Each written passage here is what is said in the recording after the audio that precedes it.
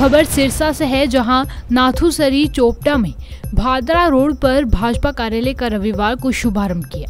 समाज सेवी कप्तान मीनू बेनीवाल व भाजपा प्रत्याशी डॉक्टर अशोक तंवर ने पूजा अर्चना कर एवं रिबन काट कर कार्यालय का शुभारंभ किया।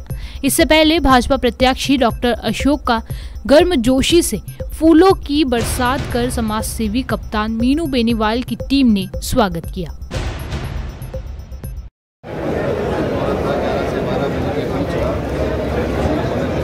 अब इसका दूसरा चरण शुरू कर दिया है और अब विधानसभा में दो खंडों जो हमारे ब्लॉक दो मंडल एक की शुरुआत है। लोकसभा में दो मंडल पर आधारित पहला कार्य दूसरा बार जो है विधानसभा का कार्य रहेगा और जमाल और चोपटा मंडल का कार्य चोपटा कार्य को कप्तान साहब, अभी आप अपने संबोधन में कह रहे थे कि खाल के निर्माण में कोई बाधा डाली जा रही है। किस तरह की बाधा डाली गई है? किसानों के फेवर की क्या बात है? बाधा नहीं डाली गई है। असल में हमारा जो एरिया है काफ़ी आपका मेरे क्षेत्र अपने हमारा तो एक ही क्षेत्र आपका सबसे टिपिकल और टिपिकल क्षेत्र है। ये जोगीवाड़ा से हम चलते हैं और तेल से होते हुए जाते हैं, हम धर्मशाला फोटो का चले जाते हैं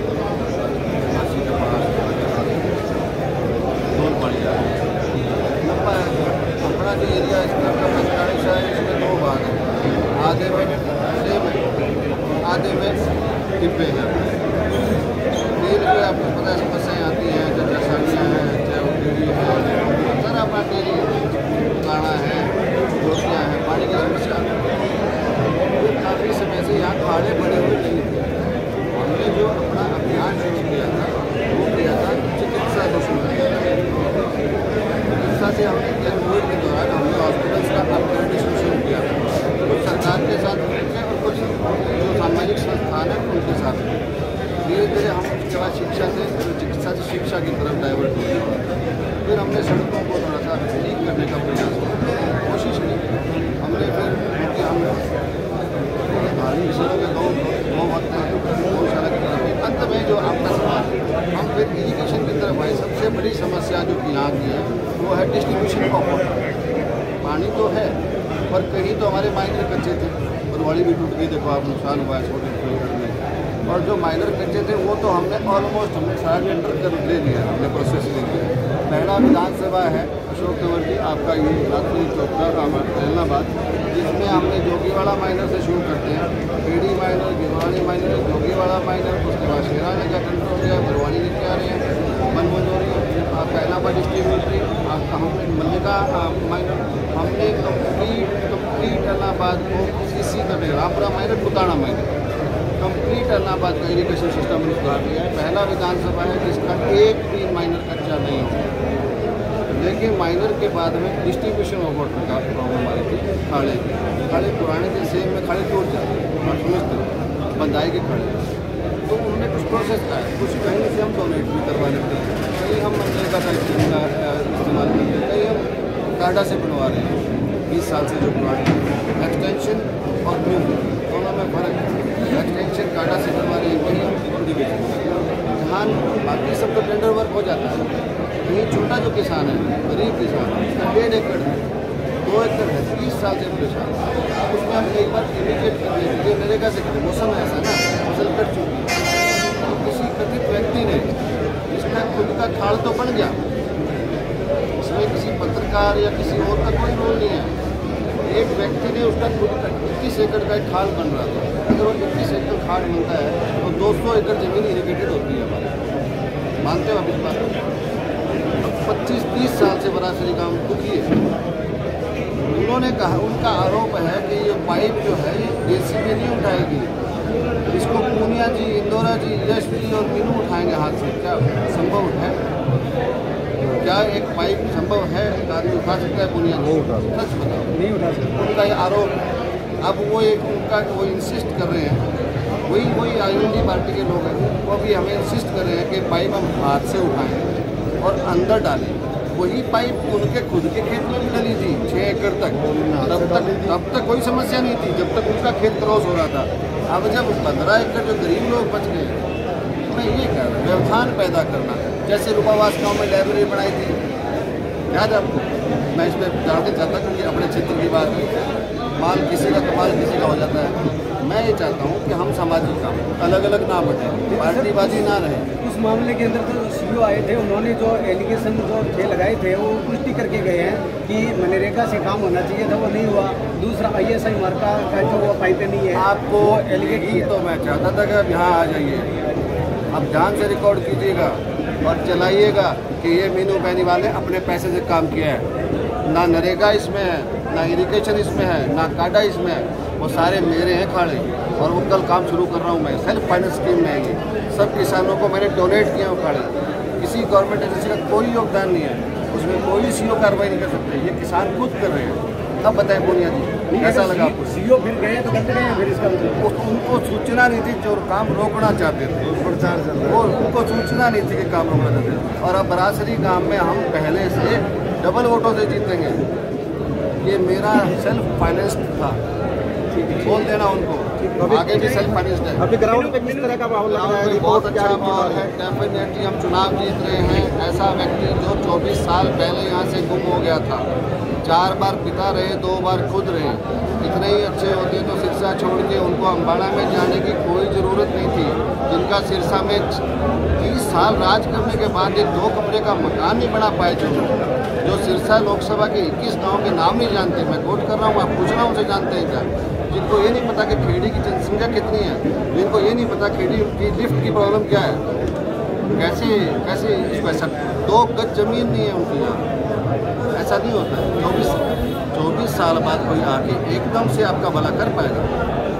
हालांकि अशोक तंवर जी, मैं तो पॉलिटिकली अभी एक्टिव हूँ, मैं पॉलिटिकली एक्टिव नहीं था। तंवर जी बाई चांस उसी पार्टी में जिसमें मैं हूँ, लेकिन मैंने तंवर जी के बोर्ड देखे हैं, मिठनपुरा में देखे हैं, किशनपुरा में देखे हैं, मैंने क्रमशाला में देखे हैं, लेकिन मैंने जो कांग्रेस के उम्मीदवार हैं मैंने उनका बोर्ड देखा नहीं।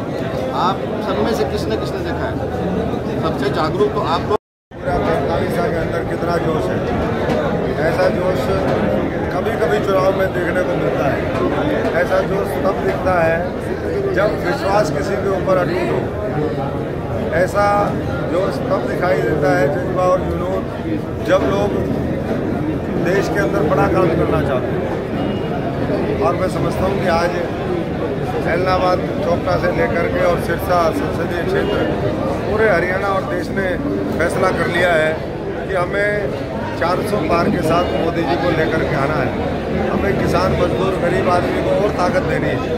हमारे देश को हम सब ने मिलकर के 140 करोड़ लोगों ने इस देश को अगले 25 वर्ष में विकसित भी बनाना है और 5 वर्ष में इसको दुनिया की सबसे बड़ी आर्थिक महाशक्ति के रूप में देखना है। तो ये जो संकल्प लेकर के लोग चले हैं, मैं समझता हूँ कि उसका निश्चित तौर पर नतीजा होगा। जो फर्स्ट टाइम वोटर हैं, बुजुर्ग वोटर हैं, महिलाएं हैं, उनमें बहुत ज़्यादा उत्साह है। और बाकी भी मैं समझता हूँ कि मोदी जी के साथ है, कमल खिलाएंगे।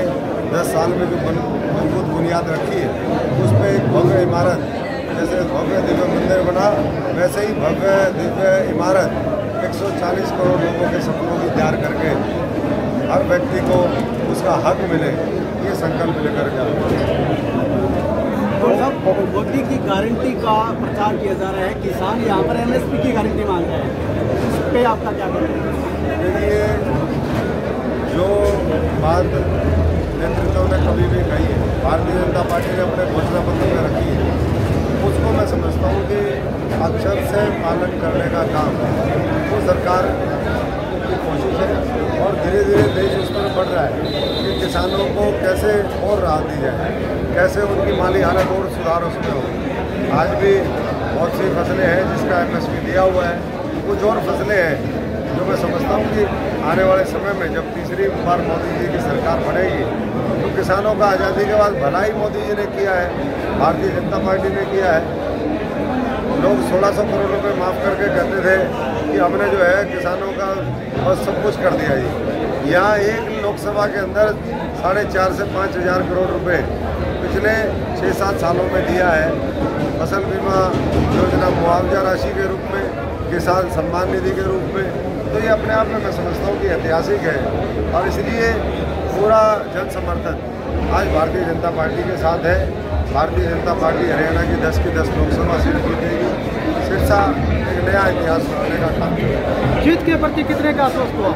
जीत के प्रति आप देख सकते हैं जितना जोश और जो यहाँ पर माहौल देखा, भाई मीनू जी और पूरी तमाम जो टीम है, संगठन जो भारतीय जनता पार्टी का है, वो जिस तरीके से लगा है, जमीन पर तो और कोई काम कर ही नहीं रहा है। 45 दिनों से हम सब लोग जन जन तक पहुँच रहे हैं, हमारे लाभार्थियों से संपर्क किया है, हमने जो भी काम करवाए हैं उन लोगों के बीच में रखी है बात। और आगे फिर हम क्या करेंगे, कैसे मुफ्त राशन अगले 5 साल मिलेगा, कैसे हमारे देश में रोजगार बढ़ेगा, कैसे गरीब को और ताकत देने का काम सरकारी योजनाओं के माध्यम से होगा, महिला शक्ति कैसे मजबूत होगी। तो ये सारा जो दृष्टिकोण है 3 करोड़ लखपति दीदी से लेकर के और युवाओं के लिए जिस तरीके से भी कानून बना, एक पेपर लीक का बहुत बड़ा अपराध कुछ सरकारें, कुछ राजनीतिक लोग, दूसरे लोग मिलकर के करते हैं।